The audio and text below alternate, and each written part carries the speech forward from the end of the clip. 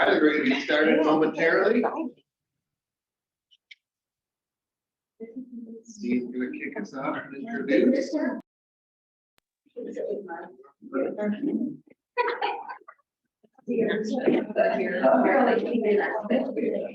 no, she's coming over here. All right.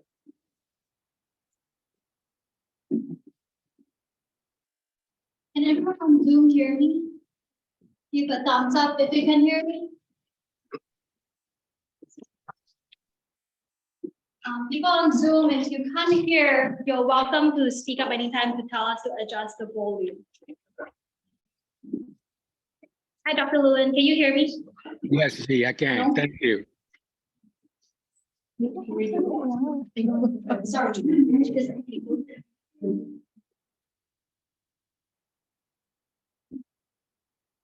Dr. Lewin, can you hear us? Yes.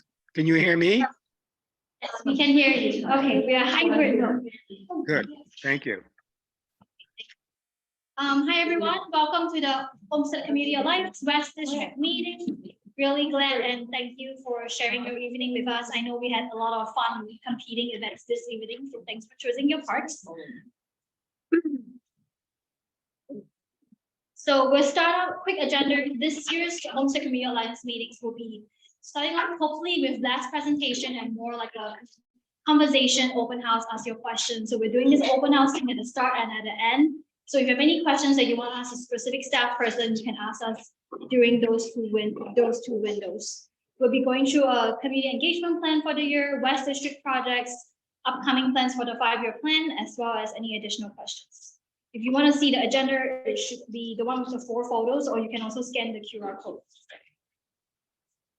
So the staff present here today, myself, Brian Dole, and Katie Stephenson, Ali Bancroft, Joanne Flores, as well as the star of West and Riverside District, Anthony White. Without Anthony, no parts. No, I'm kidding. So Anthony is our district supervisor for this district. So he and his crew really does take a lot of pride in maintaining the parks in this area. So thank you, Anthony and the crew. As well as sometimes you might see Stephanie and Jimmy. They're not here today at the moment. And Devotee is one of Anthony's employees. Okay. I'm not going to repeat this. I'm sure you guys have all seen this a million times. Basically, the Olmsted Community Alliance is to enhance collaboration, communication, and for us to hopefully have more two-way communication in projects, anything that you have concerns about, as well as upcoming events and activities throughout the park system. So this year, like I was saying, we'll be categorizing OCA into 2 different kinds of meetings, which first is district-wide meetings, which will occur in the spring and the fall. District-wide meetings basically means we'll go through all the upcoming ongoing projects for the entire district. Project-specific meetings are more focused on a specific project. So for West District, we will probably have upcoming meetings for the Prospect Shelter. There's one of specific project meeting because there is mainly focusing on only the Prospect Shelter. So depending on where your neighborhood is or where your interest lies, you might want to come to the meeting or you might not. And I'll hand it over to Brian. All right, thanks, Z. Yeah, so again, we try and keep the presentation to a minimum around projects where either you're going to see some action this year and want to make sure we're drawing that your attention, or we really need your feedback. So again, we sort of compress things down, do encourage dialogue and conversation as a big group as well, but we will break back down into open house, assuming I keep my comments brief and don't go off on too many tangents. So the first big project, and I'll also call your attention to in terms of handouts, got the agenda, but there's a brief updates page. And this is all the projects that we're going to talk about, also the projects we don't talk about, and really trying to sort of anticipate your questions, which are typically how much money you got, where's it coming from, what's the scope of the project, what's the status of the project, and what's the timeline. So we try and answer all those questions for you in case you either don't make the meeting, want to share with somebody. All that information is there, but to dive into some of the details, And again, we had a good dialogue in advance of the presentation in the open house. But perimeter security been an ongoing issue. So here's the big view. I'm going to kind of break things down to zoom in on 3 areas along Olmsted Avenue, Terrace Plaza, and the entrance area in terms of the improvements we're making. But really the impetus for this was a lot of community issues, community concerns, community complaints tied to, just people driving recklessly, driving unsafely, driving where they don't belong. We heard these concerns, the city heard them, and really found ourselves in a position where we really, unfortunately, need to really fortify a lot of the perimeter of the park, because anywhere people can get in, they are getting in and they're doing a lot of damage. Case in point, I think there's some damage that just occurred in Front Park recently. So again, zooming in on the plaza, again, a big historic area that was, where vehicles were coming in, viewing the sunset, historic Olmsted feature, but again, getting used for a lot of nefarious activities, all hours of the day and night. So the key elements there are speed humps. So again, this is something you're seeing more and more throughout the city. So it's a little wider than a speed bump. And if you're driving the appropriate park speed, be able to sort of cruise over the top of it. If you're driving the inappropriate speed, you will get launched and hopefully do a lot of damage to your car. So the plan is kind of break the plaza into 4 quadrants with those speed humps. Then again, the perimeter, you'll see barriers, which are boulders within the landscape, and where you cross paths, they are metal removable bollards. So we will have control, we'll have the keys, but 99% of the time, those will be in place to keep people from getting onto the pathways. Key point with all of that, with all of these, there will be no gaps wider than 4 feet. So basically, it's going to prevent vehicles getting onto any of the landscape areas around the entire park. So everywhere you see these lines, you can be assured that's facing. At the entrance area, one of the other issues, in addition to people getting up and around paths, going up near the shelter building, was people coming in when the park is officially closed.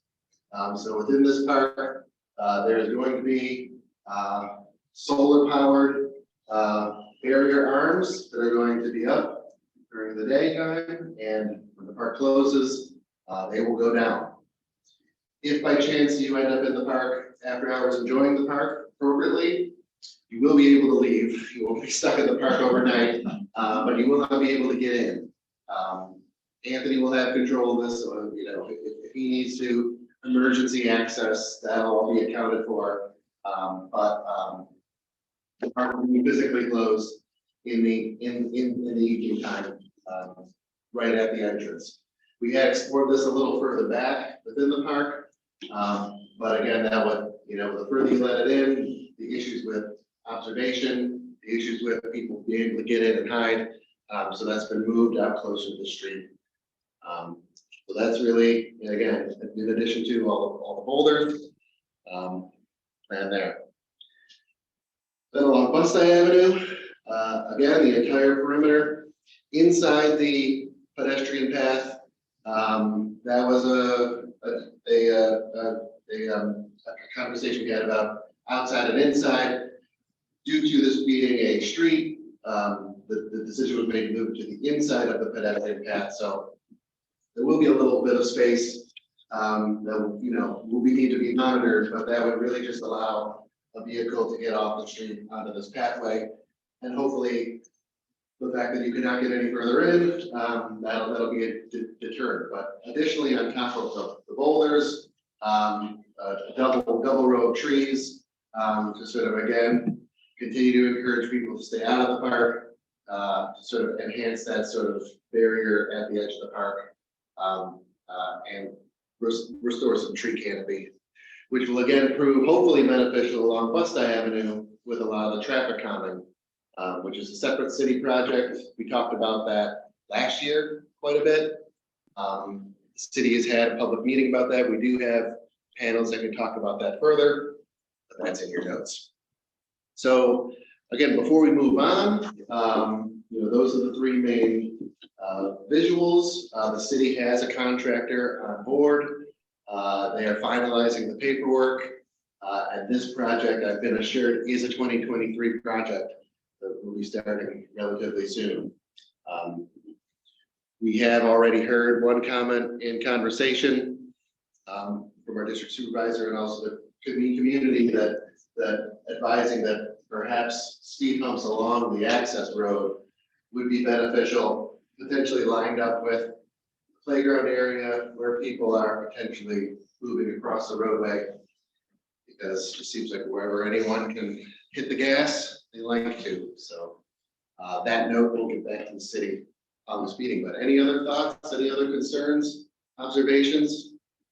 So Yes. can, the motorbikes can go through the feet, or is that? A motorbike, a single wheel motorbike, unfortunately, will be able to fit through.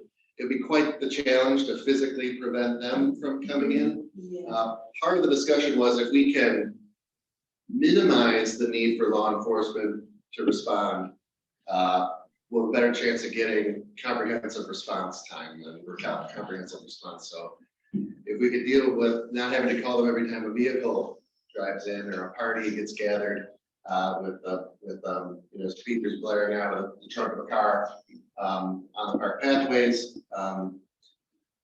we'll get better responsiveness for the other issues that come up. Thinking about Brian, have a yes, question. sir. What precinct oversees that park? What police precinct? Yes. B is in Bravo. B Yes. district, B. Dr. Lowe. They cruise by there on a regular basis, or do we know what their schedule for that is, or any idea? I know this has been discussed with the community several times. I don't know, have we gotten like a clear answer on that in terms of frequency? Responsiveness? They've gotten better over the last year, frankly. And they've also been parking in the central area for an hour or so various times. So in terms of presence, there's a higher presence by the police. Can't really tell whether it's dissuaded anyone because it's been quiet up to the winter. Also there's a COVID, and so things haven't been, if you will, on the high end of activity. But they certainly have been more present. Yeah. It's different times, so I walk the dog or Christine. Okay, so through presence, but I mean, And it doesn't hurt to call 311 just to let them know you saw them in the Certainly. car. And now they're making those quads small enough to fit through the 4 feet. People have seen it. Oh, Oh. no kidding. Mhm. Oh.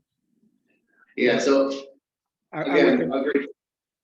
Right. Yes, I Dr. would- Lowe. I would think that if they are on some sort of schedule, then the need to call them for an emergency would be probably less, because the people who create the hazards there and the problems there may be more inclined to sort of not be there so often, I would think. Personally believe that they need to be there more so after the hours of 5 and 6. After those times, during the day, pretty much it's quiet, even in the summertime. I mean, it's just the weekend, but after 5 and 6, that's when, that's when you can expect everybody to start rolling in. I think you're right. What I can say is that for a while there, they were manning the park every night. There was a police car in that park for hours, and that shut everything. No one shut it. And it was a player of frank faith. But you can't have a police officer stationed 24/7. It's just impossible. Right. But I think the gates will help. Certainly. That's an interesting circumstance, but there will always be some. Right, yeah, I think it's gonna be ongoing coordination, and obviously we're not, can help poking us in the right direction, but we're still being coordinated, still we need to give that feedback. So again, yeah, 311 is Or great for 911 if emergencies, it's urgent, and always. 911 for emergencies for sure. urgent. Yeah. If they're ruining the grass, it's urgent to be Exactly. 911. Yes, What are the rules for people there for gathering? What are the actions?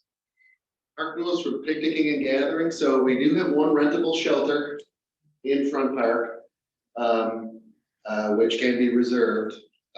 If it's not reserved, anyone is free to use it. Yeah.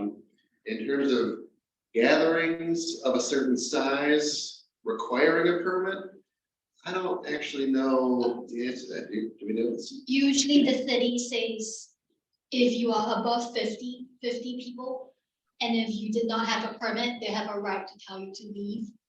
But at the same time, it's a public park, right? So as long as you're not causing any issues or putting anyone in harm's way, a lot of times they're left alone unless someone already has a permit and you go there without a permit, then the person who has the permit has a right to use the space. Does that make sense? So does that mean when we get those groups that are kind of take over the park, a big group, you know, the speakers coming out from, like you said, they can just do that, Speakers as in, like music. or music. Yeah, If it's something, so like loud music on amplification is, I would consider that if you don't have a permit, that is something considered that you can call 311. I don't know how fast someone will respond to that. yeah. Or if it's truly like causing a lot of issues in that area, I think, I'm not sure what will be the next step, but I can ask our rentals coordinator and our business development, that department who had those permits with the city to see if there's any best practices around that. Has there been issues that you've Oh, been? yeah, So let me make a suggestion that we Sure. made previously. Okay? The shelter has always been a problem, I should say, always been a problem. I would say 3% of the population that uses, or the groups that use the shelter are responsible. They don't disturb anybody, they don't use the park, they clean up after themselves, but 60% are not. Mhm. And previously, the question came up as to how do you stop that? Well, if your crew, Anthony's crew, had to clean that mess up when they use it, amongst other things, right? Let alone the community that have to deal with it during the day or during the weekends primarily. We asked at some point, why is the city not taking like a $400 or $500 deposit up front? So if they apply for a permit, Yeah, you have, but here's my point. sure, yeah. If you do that, someone's going to think twice about losing that money. If there is an incident or there's a report that you didn't clean up, you caused damage, what have you, right? Nothing of that sort has occurred. No one seems to want to answer the question as to why it isn't. Sure. Okay. I guess when it comes to permitting and processes, a lot of it is with the city special events department. We can make suggestions and feedback, which our team now has a dedicated person who actually does that, which is great because in the past we didn't. So now there is someone and the city has been more responsive in the past few years, in the past year alone, actually, in working with us to identify feedback from Anthony, from the district supervisors. These are the issues, how can we curb it?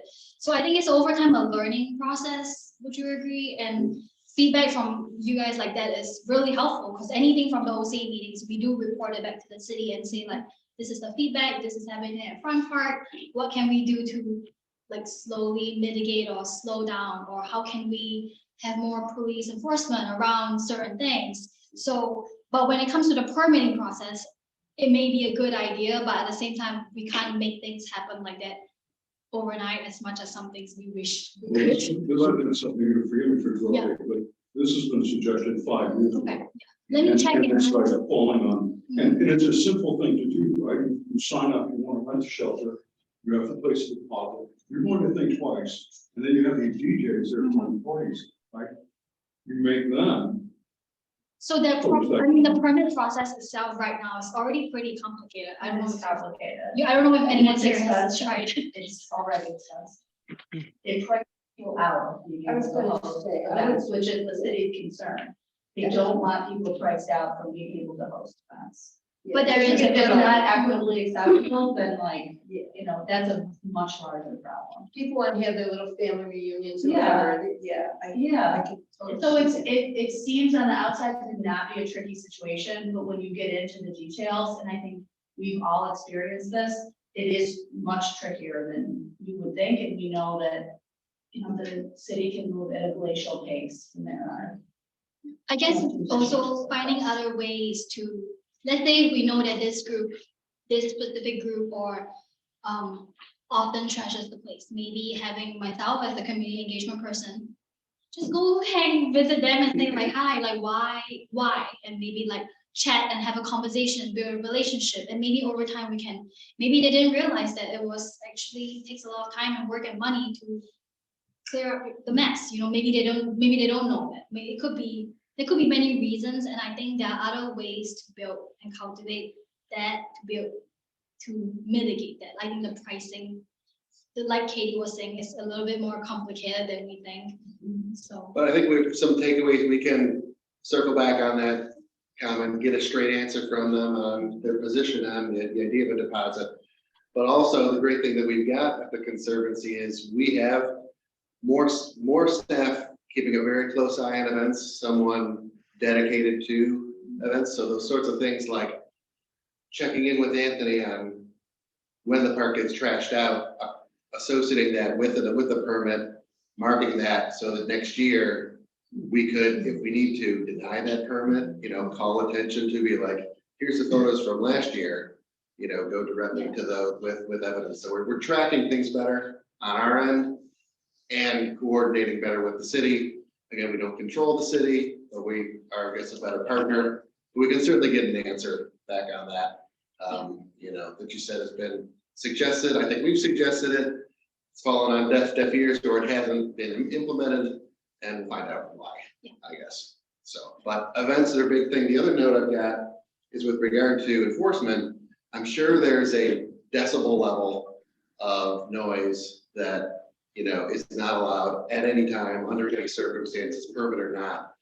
So we can find out what that is, and to sort of make sure that, you know, we at least know the answers to what's an enforceable, you know, level of disturbance. And event or not. time cutoff. Yep, there's definitely like a, after hours, like a 10. What is closed? Is it dusk or is it? For the Olmsted Parks is 10 o'clock. No matter what time of the year. Yeah, there are some more associated with dusk, but for the major parks, they just set it. So definitely. We'll have barriers that shut the park down at 10, but certainly we can get answers in terms of what are enforceable levels of disturbance. So what if you thought about having, I don't know, dusk might be too early for the soccer teams in there, but to lower that time, because for us right now, I think if the gatherings, you know, start at dark and go, you know, if the park is closed, then we could call the police, right? Because the park is closed to shut that. We wouldn't have to wait till 10. I'm just wondering if that would mean they would gather somewhere else. Well, we can certainly get an answer I know it's a on big why change. it's 10 versus dusk in these parks. We've basically been more told that that's how it is, but again, it's the follow-up question is why. So we can again get that answer. What is the process towards changing that? I know it would be a city ordinance if it passed to change. Dusk our is kind code. of arbitrary too. Well, it changes every day. Yeah. Get an answer on that. Yes, Mark. On the decibel level, actually, I've had quite a few conversations with police officers. And their problem is partially, some of them don't realize that there's a permitting process for these new children. Okay? And when they show up, they forget to ask or they don't have it. And then some people lie about it, that they do have a permit, of course, they can show it or whatever. Anyway, but the decibel issue is an interesting one. in that one, we have no way other than hearing it. Okay. And then it's an arbitrary decision on their part, is this too loud or not too loud? So we have no physical means of testing the decibel level. So 50 decibels is someone sitting in front of a television set in your living room, 8 feet back. That's a 50 decibel level. Well, I can tell you, you know exactly where I live, and it's 450 decibels in my house coming from that shelter because they place their speakers and so forth, right? And they're doing whatever they're doing. So it's little, I understand the problem with the board. You know, they show up, decibel levels drop. Yeah, exactly. And so there's this game, but they have no way of evidencing the decibel level. Okay, so I don't know how you solve that other than doing equipment, right? Just that's all. Yeah, that's a valid point. Well, everyone comes up with any good ideas, I guess, you know, I think it's something we're looking to find solutions for. You know, there are certainly some hard and fast rules, but, you know, we're, you know, at least if we know the rules, maybe buy them some decibel meters and, you know, or it's a judgment call and they can just make decisions shut them down. The largest and worst abusers are the individuals that run the shelter or may not be within the shelter. I don't know how to check, but are the ones that are throwing their parties, their music parties, okay, DJ parties in essence. They're the worst abusers. Families, not so much. On occasion, so. But it's not even like intimidating, the way those big groups with the DJ parties, Right. it's very intimidating. And it gets stupid. Yeah. And I, you know, other than, there's gotta be a way to be able to, without subjugating people that are responsible, that would use the shelter properly, right, and for their enjoyment, and not price them out. There has to be a way for the city to ensure that the user is actually a responsible party. And the folks that are throwing the DJ parties are not. And more often than not, there are police incidents as a result because of the stupidity that occurs within the party itself, other than our calls, right, and complaints. Yeah. Well, maybe a step in the right direction is if we're keeping the vehicles away from the shelter. I imagine a lot of those speaker systems are associated with cars. No, actually, they're not. They're not? They set up inside the shelter, They bring their own Massive. speakers out. massive speakers.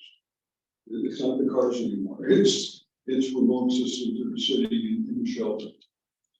Yeah, maybe there are some rules about the level of equipment. I mean, maybe it's just a matter of like, what are you bringing out subwoofers and gigantic speakers for when you're in a park? Maybe there's some limitations we can put on that kind of stuff. I don't think they're permanent, because I think when they get broken up at one park, they're just texting each other where they're going. And they'll congregate with the next one. Well, an ongoing issue, I think we're all aware of it. We'll monitor it. Hopefully some incremental improvement. But hopefully a step in the right direction. I think everyone's feeling good about the direction. So this is gonna be coming down the pipe this year. Busty question. So at the foot of, or actually it's the beginning of Columbus Park West, Yeah. there's a lot of pedestrians that cross there, but there's no crosswalk. Is that part of the plan perhaps? Or how could it become part of it? So we can loop back on the bus side project, but I did mention to a couple people, one of the notes I got from the city was with regard to Columbus Parkway West there, the design team's working to incorporate signalized pedestrian crossing at that intersection. So that was heard and is in the works. That project again is in final design. I think I've got the connection. There is an email address you can reach out.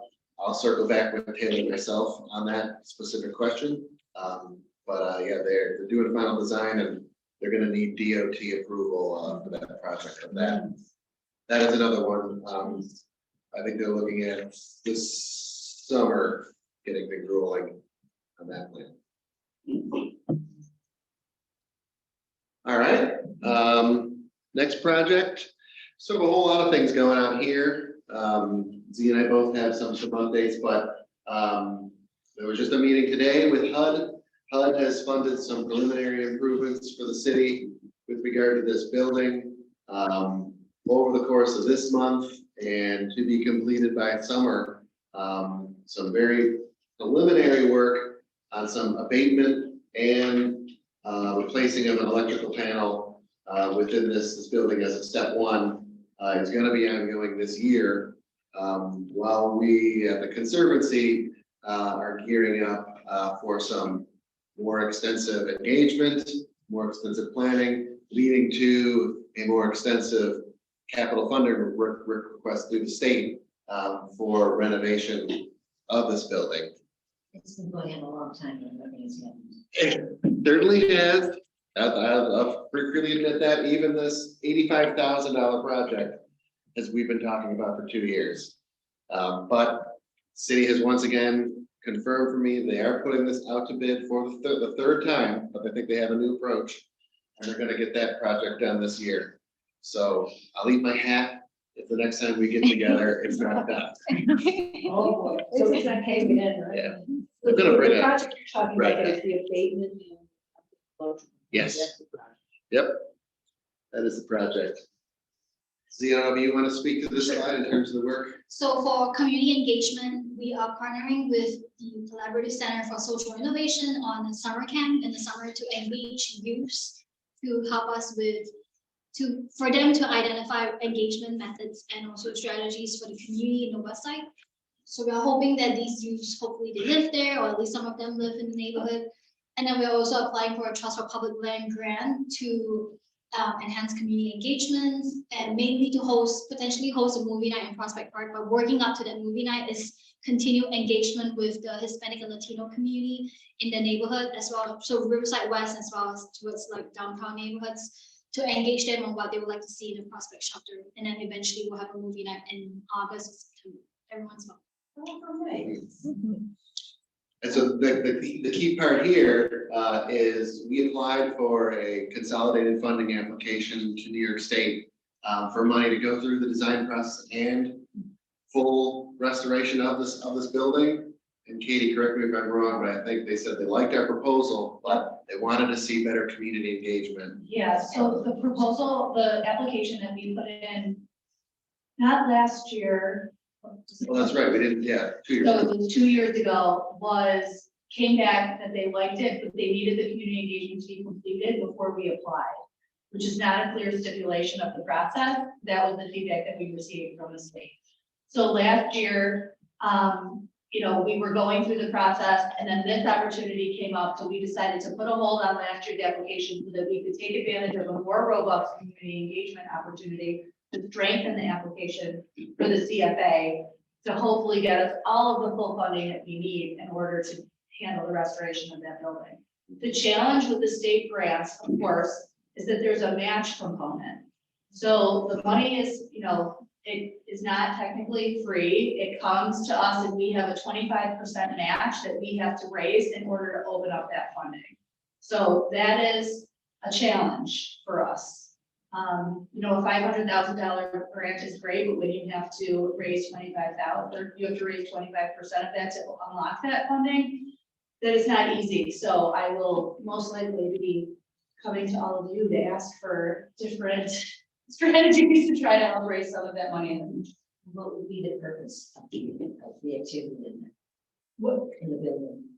So that'll be part of the process. Part of what we'll be able to fund is the design process. So that'll be, as Z was describing, we're gonna have these meetings twice a year. But as we move forward, we might have a special meeting specifically about the shelter, where we'll sort of outline, it isn't like the sky's not the limit with this building. I mean, there are restrooms. We're gonna restore the restrooms. There's a front foyer. We'll make that handicap accessible. But there is a back room that's currently open, unprogrammed. So a discussion about how that's used, how that's programmed, how that's managed, I think will kind of be the sort of exciting conversation about how are we reopening this building? What are the benefits of activation? What are the concerns of a certain type of activation? I know we want to get the big speakers on the outside so we can really pump the noise. But other than that, what are the sorry? Well, so that a couple of years ago, we did Yeah, have them so engaged. Judo was a very active partner in this project, as was Bridge Products in the West Side Products neighborhood. Duville's community engagement team, as far as I know, has been disbanded, and I do not think that they have retired.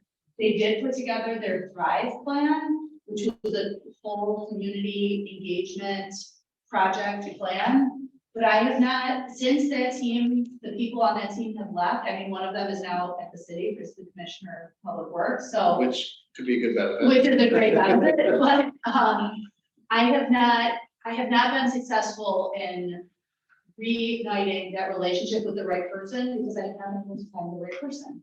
So I don't know if anybody has any feedback on that, I would love to. But I would love to have Duville as a partner. At the time, they weren't liquid enough to actually put any money behind the project because they were working on the hub. So they were like, oh, it's limited.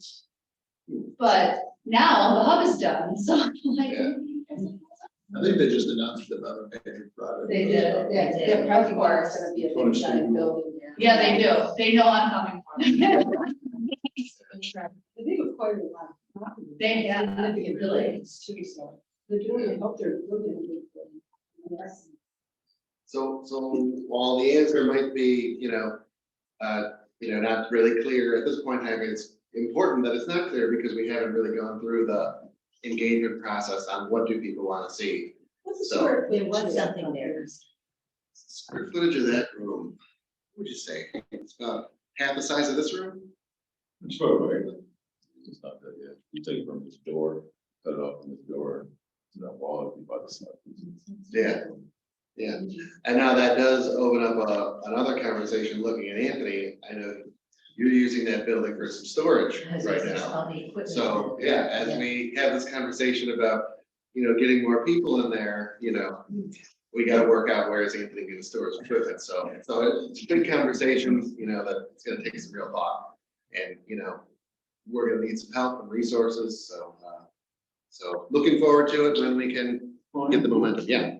Wasn't there a discussion at some point, about leasing some of that shelter to the coffee shop or ice cream stand, those kind of things? And I recall a conversation when it was It occurred. was, yeah, it's a library. Is that still on the table?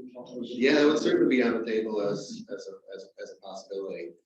And one that, while I think we need to build consensus, there's a lot of benefits to getting someone with a plan to run it as a concession, because then they'll take on the cleaning, the daily maintenance, and, we need to make sure it's something that serves the community, but that's certainly one possibility that sort of gives activation, gives a lot of eyes and ears and, what's in there, and hopefully provide something the community wants. Is there any word on, are they gonna do the sidewalks? I mean, they did everything else.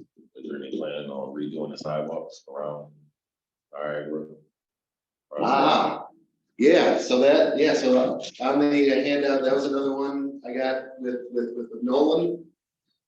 So they have, while they are currently under construction on the Hurdle to Ontario section of Niagara, they are in design on the, I don't know why they did it out of order. I couldn't tell you that, so don't ask me that question, but on the Porter to Hampshire section, they are now fully funded and they're in design and they're planning construction. So it's the full streetscape. So that includes pavement, sidewalks, new light poles and trees. Is that just on Niagara Street though? Because the Yes. periphery of this part, the sidewalks are in terrible condition in that section. Yeah, that project is gonna be a Niagara streetscape project.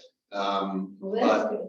But so two of the sides, but yeah, I mean, that we should be sort of focusing on getting back to the city on next steps, because yeah, I do know certainly that Prospect side, I've walked down there, I think some trees have come down that's even made that worse. So, The history that building is in the know about the history, no? It was built because the little Italian men used to sit in the park across the street and play cards. And the you came and they was so long and they couldn't sit there anymore. So it was built for them to go in, so they had a place to gather, to sit, play cards and do their activities. yeah, that's, Harold Junior built that. yeah, Yeah. great. Well, Well, let's get the card game going. if you put in a vendor or something, then even though it's not that big a room, that's less room for community, plain old community stuff. You know what I'm saying? I don't know how big it is. Right, if there's something, yeah. But small meetings are. Yep. It's big enough.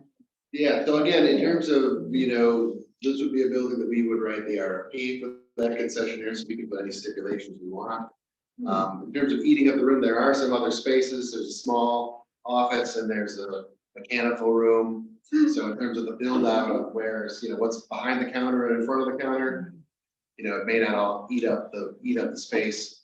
And we did build up fairly large patio outside, anticipating no matter what, indoor, outdoor is gonna be valuable. So yes, this is an old photo. I'm sure if anyone's been out there, there's a big sort of paved area off the side of the building off that door.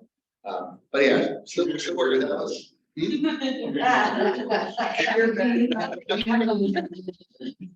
we see inside when you go to start having meetings about what to do with it?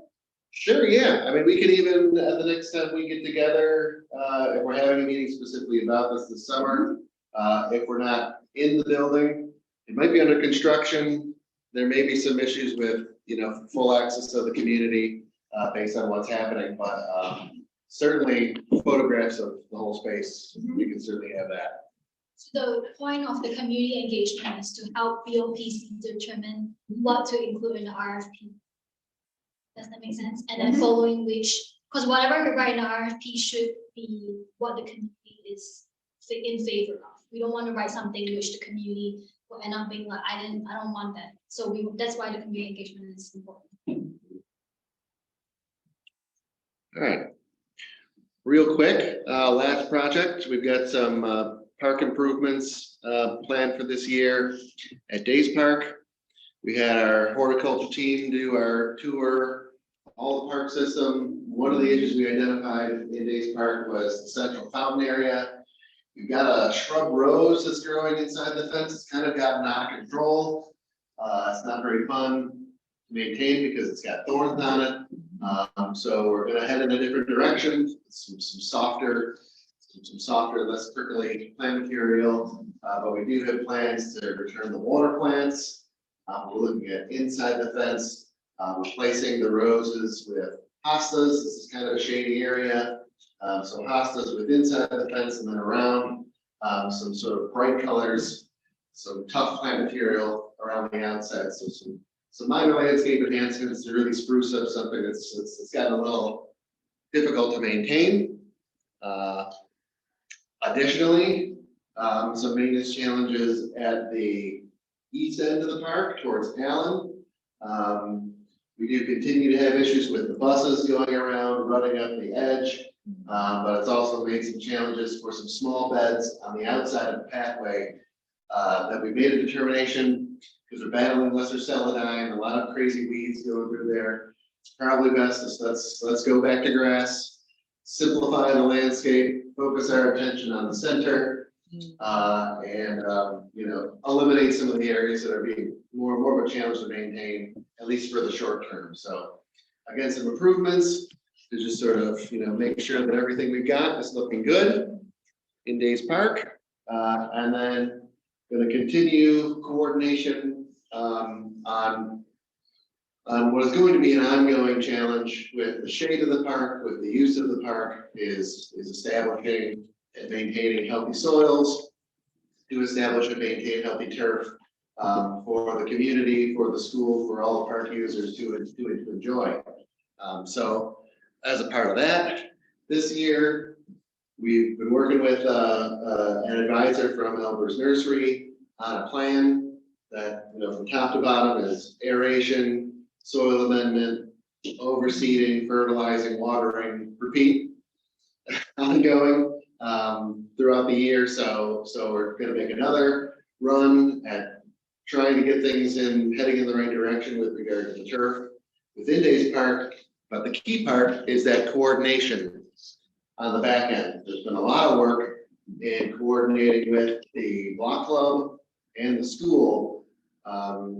See, I don't know if you want to add any special insights to this, but basically there's coordination, there's communication, there's now the teachers are basically amongst themselves agreeing to coordinate on who's using the park when. There's a sign out system, there's limits on how many students, there's limits on sort of the intensity of the activity. And on top of that, we have a system where based on the weather and soil conditions, there's a yellow flag, red flag system. So basically, even on a daily basis, you don't need a agronomy degree to determine whether, you know, you should be taking your kids out and playing in the park. So again, it's because it's such a beloved space, so heavily utilized, so enjoyed by so many, that, you know, that term, love your park to death, is becoming a real challenge here at Days Park. So trying it, we implemented it this last fall, and I think, you know, this will be the first full year where this coordination is going. But it seems like everybody is on board, you know, and we'll see how it goes. Still will be able to be used while we're going ahead and doing everything. So that was an answer I was trying to get out of Jimmy in advance of this meeting, because he's the one coordinating with Jim. That is something that we're gonna have to sort of see. There may be short periods of time or periods of time where we are gonna be needing to close down halves of the park. I couldn't get a clear answer on that, other than that, you know, the investment and the work is gonna be starting this spring. So we'll keep you posted on that, keep the school posted, obviously keep the community posted. But, you know, I think we've got the lines of communication are open, and you know, we all know what we're trying to aim at. So should be a good process. Any questions on Days? All right. So moving things along so we can get things back open, a little behind schedule. Got a lot of volunteer events. Hopefully a lot of you have met Christy, our new volunteer coordinator. She has got us moving around the district. In May, a couple events at Symphony Circle, working on some of the gardens. We've got an event happening in Prospect Park. See, I don't know if you've got any insight into what that is about. Actually, Joanne. Oh, I'm the bitch girl. Christy will be at two events to share. Yeah, so since we placed 22 benches in Prospect Park, both the upper side and the lower side, they require some staining, just to protect the wood from just like the sun, from the UV rays. So I think it'll be a great opportunity to bring in the neighbors, and you guys are invited as well, to come out and stain the benches and just to build that relationship with the bench itself. So that's what we'll be doing on May 25th and 27th. We call them bench buddies.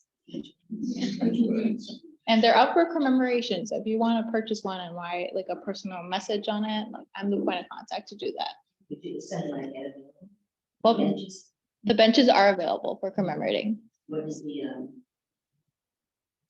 The cost? Yeah. $5,000. $5,000. It is it's hefty, I will admit that, but think of it as like, you can get a bunch of people to just fund it, and, you know, if you wanted to honor like a moment or an event in itself, like, that's just a great opportunity, and you're supporting us too, and all the hard work that we've been doing over, over the year. I mean, the trees itself. And it's a great way. What is the character limit? You got like 3 lines of text? 4 lines 4 of lines of text. text. It's about Not used.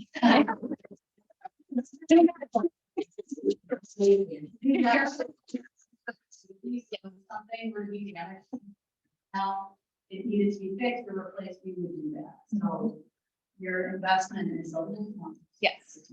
And beyond. Yeah. Mark, I'll give you $20 towards that consideration. Yeah. Brian, Yes. is West Ferry Circle part of this whole west side thing, or is it my misunderstanding that we're not included anymore? No, you are. Yeah. Unfortunately, we don't have a volunteer event scheduled for you. Gotcha. We might, but- it might come up, it's just at this moment, it's not. Okay. Well, you're doing a good job up there. I know. Jen. There you go. Yeah. You might have something to say about it, because you live right there. I have so many things to about it. It had a lot of damage from plows, Yeah. which is really, really sad. Plows and speeders, they. Yeah, it looked, I mean, in that sense, it's really sad to look at that damage. Yeah, Yeah. it was a rough winter for us. It's so beautiful. You guys do a beautiful Do. job. Thank you. The whole area is, we've talked. You've heard my complaints before about 18-wheelers are regularly running up and down Ferry Street at high speeds. Bicycles, and I live right there, so I hear just the bad temper of traffic and so it's now garbage trucks and recycling trucks and utility trucks and school buses. The 18-wheelers, the fire trucks, the police, the ambulances, and then just the regular Yeah. ill-tempered commuter. Did you hear back from Taylor on the actual designation of? Came up at previous meeting. Yeah, I have to go knock on the door. I think that, I think Richmond has, I've seen signs on Richmond that say there's a weight limit. But I haven't seen anything very. Yeah, I know that came up. I'll circle back, make sure that connection's made with Taylor, because she's the one who's gonna know what the rules are. And, you know, again, if there's a need to modify those rules, I mean, it's just about getting the road designated to restrict it in a certain way. So that's, Yeah. at least knowing where we're starting, I think is the best place to start. So we've got volunteer events going. The last thing before we You're gonna. break back up Emails on those volunteers. is, believe it or not, we gotta start planning the next 5-year plan. How excited you were to be involved in the last one. You know, we had a great time starting off, you know, again, that was like a pretty extensive calendar, you know, that one started back in July 2018. Over the course of a full year, rounds of meetings, so we are gearing up for the next round, so giving you plenty of time to prepare yourself and clear your calendar. But we're gonna be kicking things off in January with regard to that meeting process, you know, over the course of the full year, so that we're ready for 2025 when it comes.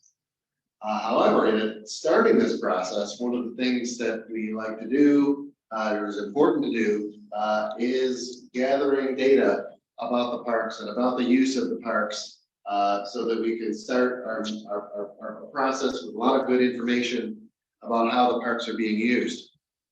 So that involves, well, you know, that's basically the idea of sort of what are the user activities, you know, creating these pie charts, developing, seeing how people are using the park. And there's a lot of interesting ways on how to gather that data. There's a lot of data out there that's very global, very sort of general. But it is also important to get very specific data about how people are using these parks, how people are actually using them at different times of the year. We are in the beginning stages of planning out all the details on how we're gonna go through that process. But where we're leaning is the idea of getting a team of folks together to help us literally go out throughout the year and just observe how the parks are being used, count people, count what they're doing. We're passive, not involving, going up and asking questions necessarily, but really just sort of give us a snapshot throughout the year about how people are using the parks so that we can encourage good behaviors, be aware of bad behaviors, and figure out, what amenities in the parks are underutilized, overutilized, requiring enhancement. So basically it's gonna be a very fun process, hoping everyone's gonna get excited, and wanna, be beaten down my door to volunteer for it. But again, just sort of helping us kickstart with a lot of good data, to sort of help us through that conversation, starting this summer. So we'll be back in touch with more details on that. But planning to be done. Question, do you do a postmortem on the last 5 years? Yeah, so that's kind of how we start off in this first kickoff meeting, is that kind of review of how successful were we, what projects got funded, what projects didn't get funded, total dollar amounts. So yeah, so I've got a lot of work to prepare for that first meeting, where it's going to be sort of, here's how the last 5 years have gone. And now you need to start thinking about the next 5 years. So yeah, so we've been tracking a lot of that. We've been sharing it as it comes up, district by district, but yeah, that first presentation will be a summary of, we come up with a better word than postmortem for, but yeah, but to your point, yeah. So this is sort of like the Soviet 5-year plan. We just roll the last plan into the new plan, right? And you keep on going. Yeah, I mean, and to a degree, I like to think we did a good job and we picked good projects, some of which, unfortunately, we will find out, we didn't get the ball to the finish line on. However, it is our opportunity to sort of, refocus on other projects. I know certainly up at Riverside Park, we've had a lot of conversations, because we did this last process pre-COVID. And COVID has taught us a lot, and it's sort of led some of the community to think, certain features, that they thought were great before COVID, really are now new priorities. So sort of open the door for those sorts of refocusing every 5 years, and I'll have to get that process started again. You're So gonna be able then, to do all this without Robert Schiller? Look at you. never, no. Not still on the board, so. Yeah, we're grateful. yeah, and he got rid of that pesky job of his, so now. More available now. Yeah. So as always, we like to leave a moment for new ideas on the table, but then I think that leaves us, after we get through this, it's back to open house and specific targeted questions. But anything anyone needs to bring up? Yeah. Parks related, everyone has dogs, sleeping with dogs. They are dog walking parks.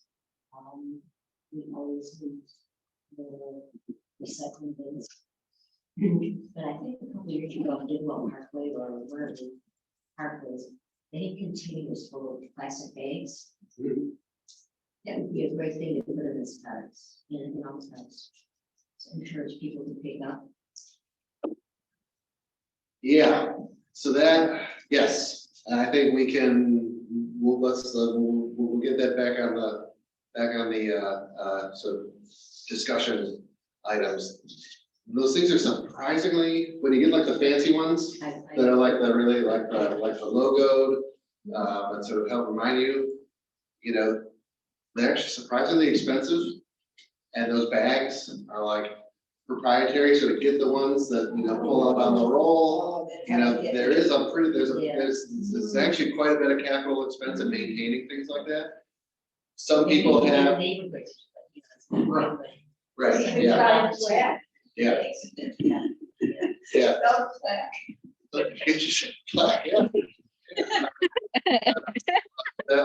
It has been, yeah, we have another, I need people to sort of take it upon themselves, sort of put bags by garbage cans, so it is an important point, you know, we certainly don't want people arriving in the park without a bag, so they are encouraged not to pick up the dog mess.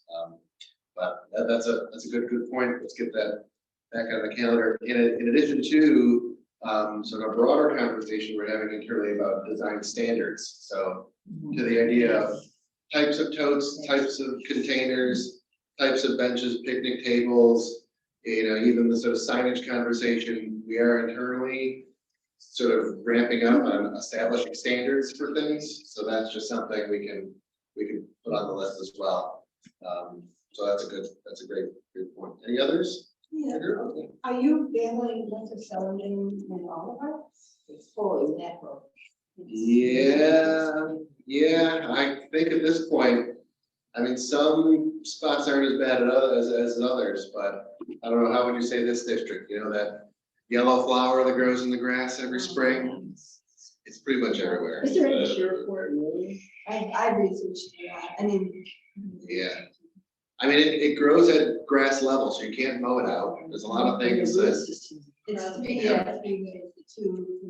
yeah, looks like you've been battling.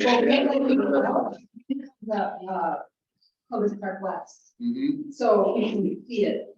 So like that edge of Prospect Park is loaded, Uh-huh. and those houses are our house and all that whole like alleyway of that street. is- And then it goes back. Yeah, But it's- I rip it out, I spray it with a strong vinegar solution.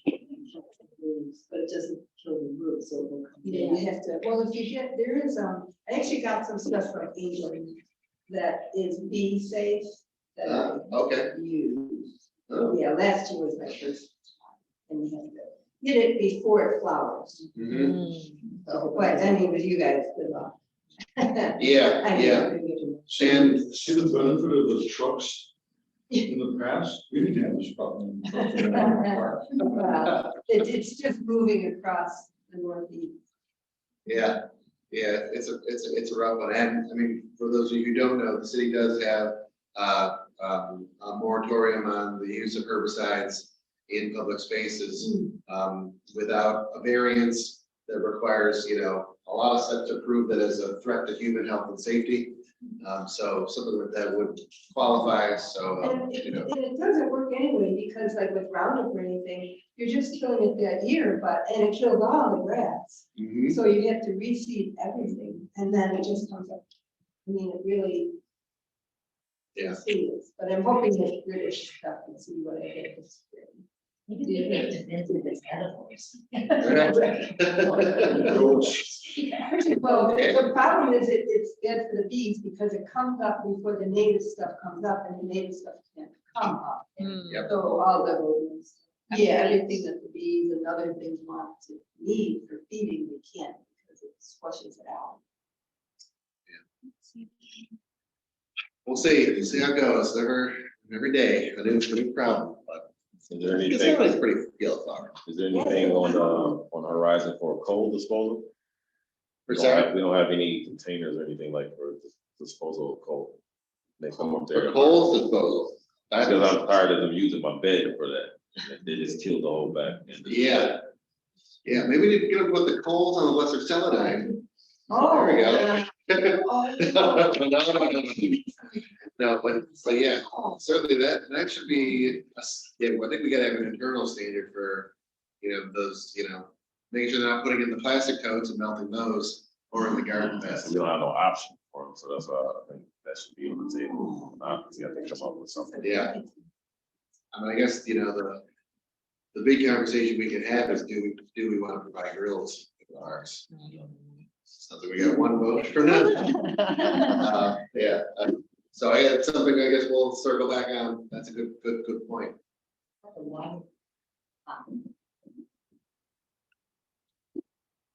You do the one, actually, whether it's functional or whether it's there. They're there. Yeah. The shelter. Yeah, do the shelter. So, I mean, the city does come in and turn that water line off. Oh, it's off. It's off, yeah. So those get shut down in the winter, I think in our new contract, I think we have a little more control over the on and off. But that's a good point. I'll circle back on when and how that's gonna happen. Is it just a wrench? Hmm? Is it just a wrench? No, Empty it's, for a friend. it's shut off in a vault, back by the street. Yeah, it's not, it's right there on site. Yeah, So it's almost in front of my house. It's a mess. yeah. Yeah, It so, isn't enough. okay, well, that's good to know. 'Cause, yeah, that They should come in be, and they take the buttons off it too, so. Right. that's a vandalism issue. Here's the buttons. Yeah, Yeah. all right, yeah.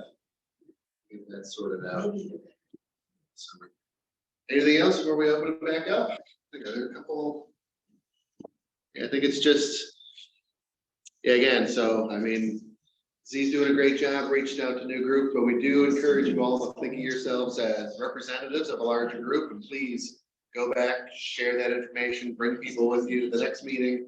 Because, yeah, we really want to make sure we're getting new groups involved, and this information is getting out to, anyone and everyone who's interested.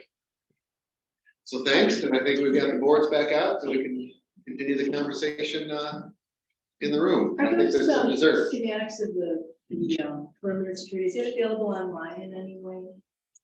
I wanted to show my husband. Oh, good. The perimeter streets, do you mean the, Yeah, is that? That right there? Pull that up. Yeah, I shared it all in the document, so I'll email everyone again. Perfect, okay, So I will also share the slides. So great. if I take too long, feel free to email me and.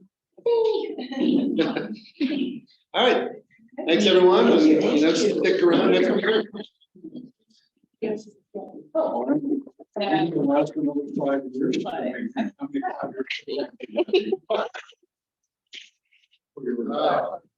No.